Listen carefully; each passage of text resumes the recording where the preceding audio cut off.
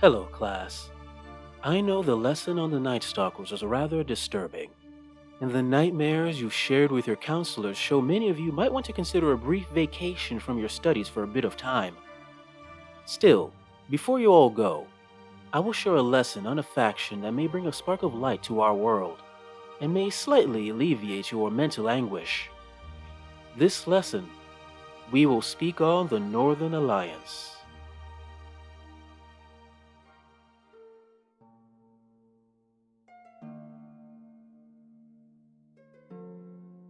To really understand the Northern Alliance, one must understand its founder. The individual whose boundless charisma and superb leadership has created a nation that not only unites so many disparate peoples, but is quickly becoming a powerful force against the evils of this world. To understand the Northern Alliance, you must understand Tylenor. Long after the God War, but before the War with Winter which occurred centuries later, the House of Valelian was a well-respected and powerful part of Elven society. It was said its nobility could track their lineage to before the time of light, and their military was second to none. Not only that, but many elves went to them for sage advice about a multitude of topics.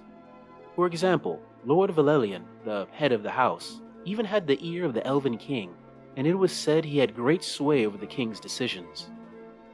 Within this house were born two twin boys, Tylenor and Tyrus, both minor nobility with no chance of taking the throne, who spent their time, some would say, wasting their privileged youth. They had a talent for magic, but showed no interest in it. They were also fairly average warriors, although that may have been more to do with lack of effort than ability. Truth be told, they seemed to spend most of their time enjoying whatever hobbies crossed their paths and hanging out in human bars. The active and fast-paced lives of the humans much more interesting than the slower and much more strict culture of the elven people.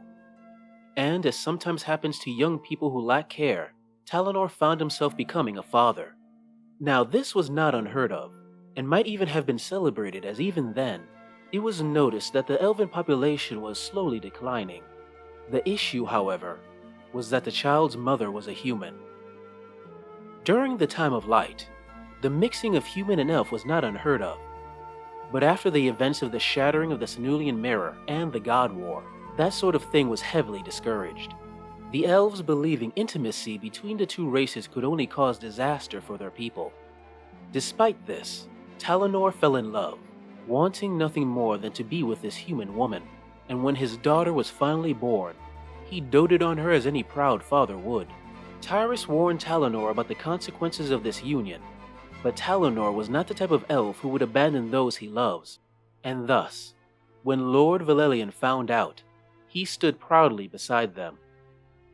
Lord Valelian's response was not unexpected. He ordered the mother and her half-elf daughter banished from Elven home, graciously giving them 7 days to leave before they were executed, a proclamation that Tylenor considered a great injustice. Looking for advice, Tylenor went to his old schoolmaster, who pointed him to House Valelian's great library. Although it was Tylenor that was desperate for any answers, it was the more studious Tyrus who went through the library's shelves, the loyal brother studying every book possible, while Tylenor spent the time he could with his soon-to-be exiled family. And it was in this search that Tyrus found a deeply buried and shocking secret. Centuries passed. A female elf of the house had relations with a human, birthing a half-elf child that became part of the noble line. The knowledge was suppressed, but it could not be denied that the blood of House Valelian had traces of human within it. Now Tyrus, unlike his brother Tylenor, was not clouded by his emotions, and could see the issues this could raise. He considered not telling Tylenor, but ultimately family won out, and he revealed the secret shame of their house to his brother. Tylenor, at first shocked, became incensed. The hypocrisy enraged him, but he also knew that he had the perfect weapon to use against the unjust punishment of his family. Perhaps he thought that if the truth was revealed, his daughter would be accepted into his elven house. If that was his thought, things did not go as planned. On the 7th day, while Lord Valelian was holding court with the Elven King, Tylenor and Tyrus walked into the main chamber. Tylenor with determination, Tyrus with apprehension. Tylenor once again argued against the punishment of his family. and Lord Valelian, angry that his authority was being questioned in front of the king, ordered them both out of the chamber. In desperation, Tylenor looked at his brother, and Tyrus, still unsure but willing to trust his brother, told the truth of the tainted Valelian bloodline, and with those words, doomed their house forever. House Valelian, even more than other elven houses, derived much of their power from their lineage, and with the news of their tainted blood, lost much influence in the elven court, becoming a shell of its former self. Both brothers were quickly exiled from elven home for what they had done, never to return. Tyrus, ashamed of his actions, took those of his house still loyal to him, and moved north to a frozen wasteland called the Bitterlands. Since their exile, an animosity has grown between the brothers, most likely due to Tyrus blaming Tylenor for the shattering of their house and his exile, an animosity that has not quelled even centuries later, as Tyrus continues to rule as a bitter elf in a bitter land. As for Tylenor, not much is known about his early travels, although my personal guess is that he initially stayed with his human wife until her death a few decades later. As for his daughter, there is no way to know her fate. Perhaps her line still survives to this day, mixed among the kingdoms of men. Beyond that, there are sporadic stories of Tylenor traveling to different parts of the world alone over the centuries, before he finally settled in the north, and it was there where he would begin to build his nation.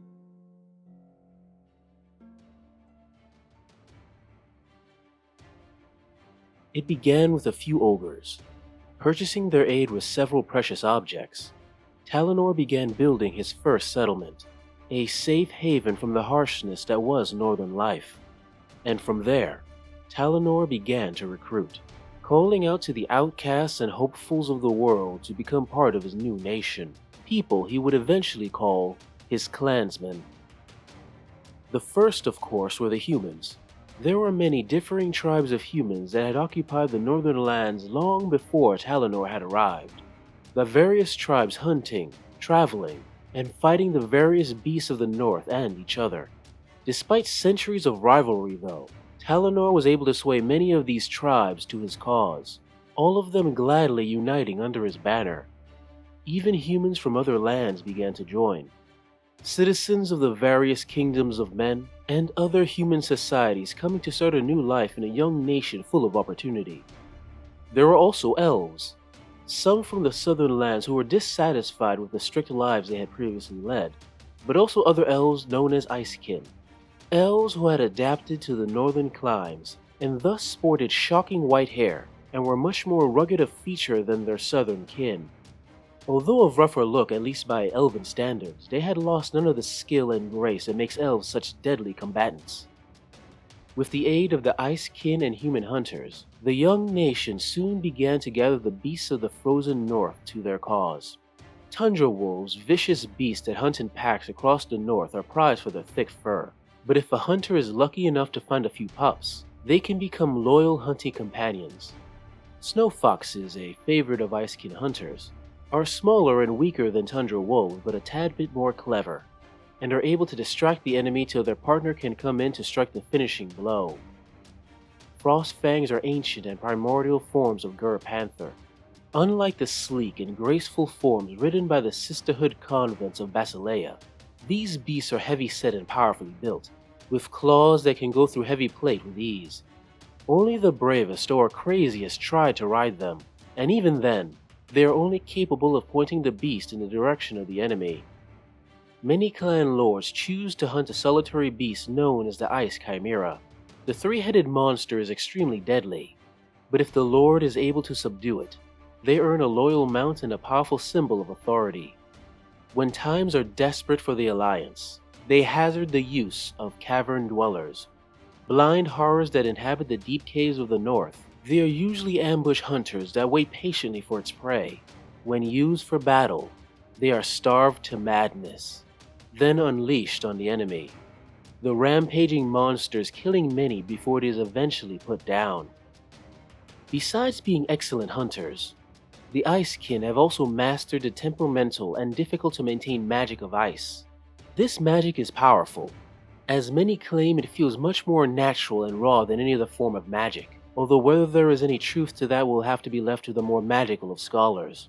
Either way, those Icekin who master it become known as Ice Queens, able to freeze enemies solid and summon powerful blizzards. They can also call forth ice elementals to aid their warriors in the battlefield, rare in the warmer climes of Panathor for obvious reasons. The magic of the Ice Queens allow these elementals to fight even in the warmest of climates. I should also mention that the Northern Alliance are not the only elves with ice magic. The elves of the Bitter Lands are also capable of wielding this force, although whether that knowledge was stolen, or Tylenor gifted it to Tyrus, is unknown. It should be no surprise that half-elves are also accepted with open arms into the Northern Alliance. As you know, half-elves have an unfortunate place in the world of Panathor. In elven society, they are treated as outcasts, a living symbol of, at least in the opinion of the elves, their downfall. In human society, their treatment is better, technically. They are seen as desirable and enigmatic. However, it soon becomes obvious most humans see half-elves more as prizes to be won than people. The number of nobles and rich merchants I've seen seeking half-elf trophy husbands or wives is a tad bit, well, sickening. Not only is their treatment in society an issue, but also their temperament. The natures of elf and human are very different, and the combination of the two within a half-elf can be rather chaotic. Their emotions can be riled easily, and they are quick to make rash decisions. But within the Northern Alliance, half-elves are given the respect they deserve, and further, are taught to hone their emotions and finally control them. Some use this control on the battlefield, becoming the berserker warriors the Northern Alliance is famous for. The most skilled of them become known as Ice Blades. So deadly are they, many suspect that it must be something beyond simple training that is at work, although stories of strange rituals, magics, or pilgrimages are yet to be proven. Many dwarves have also joined the Northern Alliance. Whether refugees from the Halpi Mountains or those escaping the reach of the Dwarven King Galak, they have chosen to make that nation their home. On the battlefield, they are tough and resolute warriors. Beyond war, they are also artificers, crafting the arms and armor of the entire alliance. The snow trolls of the Northern Alliance are far more intelligent than their southern kin, able to understand orders with relative ease, and willing to wear armor instead of having it forcibly nailed onto their hides. Although civilized, at least compared to other trolls, in battle, they still tend to pummel things to the ground with whatever heavy object is nearby. The smartest of their kind are even known to understand topics such as tactics and strategy, and are promoted to the rank of Prime, leading their snow troll brethren into battle with far more skill than what is usually expected from what is seen as a simple and savage race. Tylenor has also allied himself with the Trident realm of Neritica, specifically the realm of Merheim, and is able to call the aids of the Naiads if needed. These Naiads are vital in any battle near coastal waters, and help protect the ocean routes of the nation from any seaborne threats. As Tylenor began incorporating all these disparate peoples, he knew he had to organize them in order to make them truly effective. And so, he chose to adopt the military and social hierarchies of the northern human clans, essentially making a tribe of an entire nation. Under Tylenor, the chiefs and clan lords of the various tribes across the frozen north. They all serve on his Witan, his council which meets once or twice a year to discuss political and military issues, and make important decisions for the entire alliance. Each lord has a personal champion, called a Sköldkarl, the strongest and most skilled of the lord's warriors who can also act as a general in the lord's army when needed. Below them are the Thanes, also serving under the lord. They each command large portions of a lord's military forces and communities. To rule them effectively, a Thane will pick the strongest of their warriors to become Huskarls. Huskarls take many forms in the Northern Alliance army.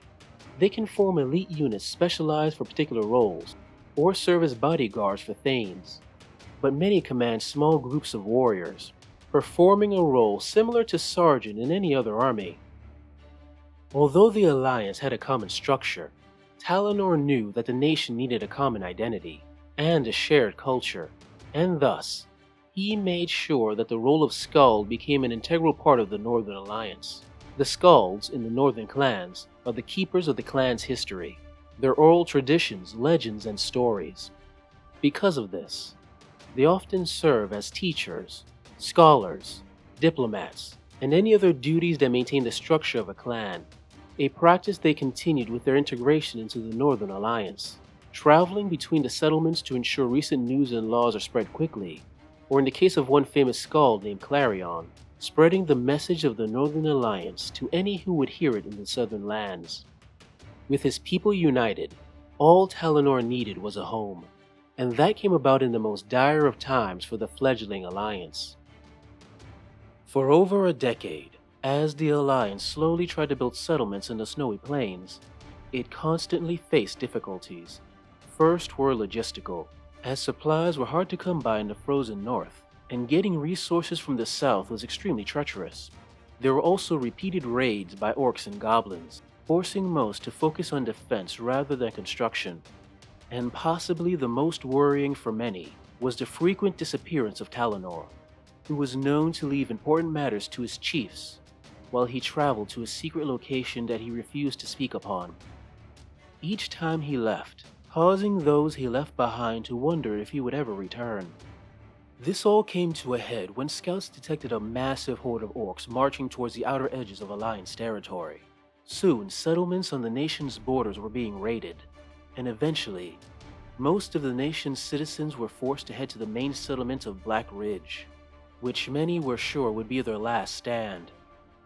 Pushed back on all sides, Tylenor made a decision. Gathering his tribal chiefs and clan lords, he ordered a full retreat to a place known to most as Wraith's Sight. Now at the time, Wraith's Sight was known as a cursed land. Anyone who traveled there was said to go mad, and Tylenor's chiefs immediately protested. Protests that were immediately quelled as Tylenor told them his plan. Plans the lords refused to speak of as they left the tent, but the renewed purpose in their stride gave hope to many under their command. The journey from Black Ridge to Wraith's Sight was full of peril, as snow trolls and clansmen held off the forces of the Greenskins. The refugees continued to try to escape towards whatever awaited them.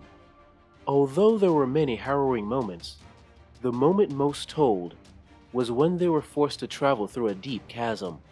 As they traveled as quickly as they could, the Greenskin shamans used their foul magics to split a large chunk of a mountain, causing a massive sheet of ice to fall that would not only kill many, but also cut off the refugees' line of retreat. In that critical moment, another member of the Alliance saved the day. The frost giants of the north, like the giants in other lands, tend to steer clear of, or are openly hostile towards other races. Many even sided with the Wicked Ones during the God War, hoping to regain the lands that were taken by the noble races during the Time of Light. How Tylenor convinced this usually reclusive and hostile race to join the Alliance is unknown, but this decision proved a lifesaver. Seeing the danger, a frost giant known as Grimja Dotir threw down her weapons, and with outstretched arms, stopped the fall of the massive ice sheet. For 3 long hours she held on, despite the pain and the attacks from green-skinned weapons, and only when every refugee was safe did she finally let go, allowing the ice and snow to fall, killing her and taking many greenskins with her. Due to this, her tale is still sung by the skulls in the courts, halls, and bars of the entire Alliance.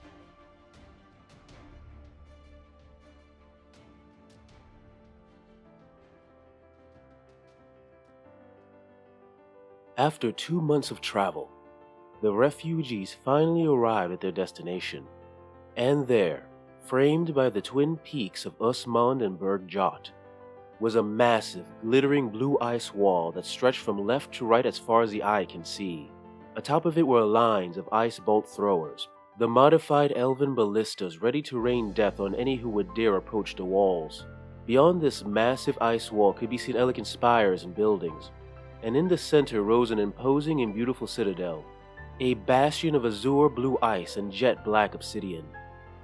And in front of the gates, ready to meet them, was Tylenor.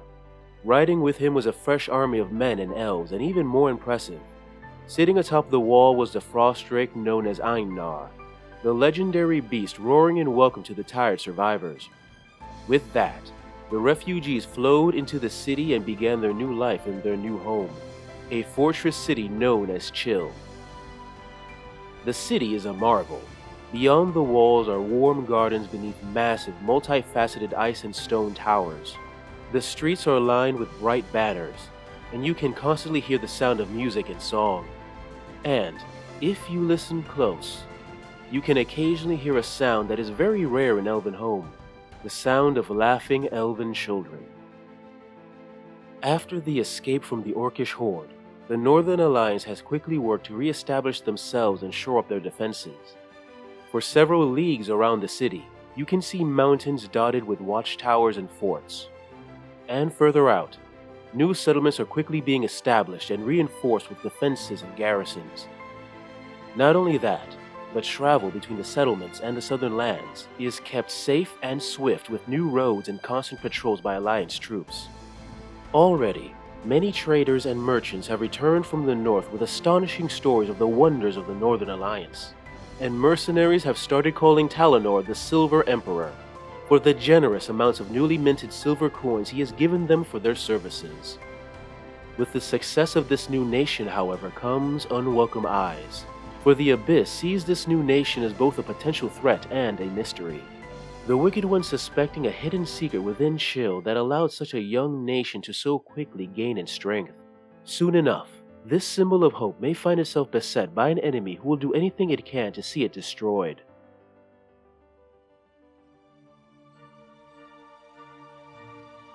Well, class, I hope you feel better about the future of our world. When you return after your vacation, we will go into a bit of prehistory. Next lesson, we will speak of the time of the gods. Hey guys, I hope you enjoyed this video on the Northern Alliance in the Kings of War setting. If you like it, please like, subscribe, comment, press the little bell so you know when I post, etc, etc. If you really like it, please consider sending a little money my way to my Patreon or my Coffee account.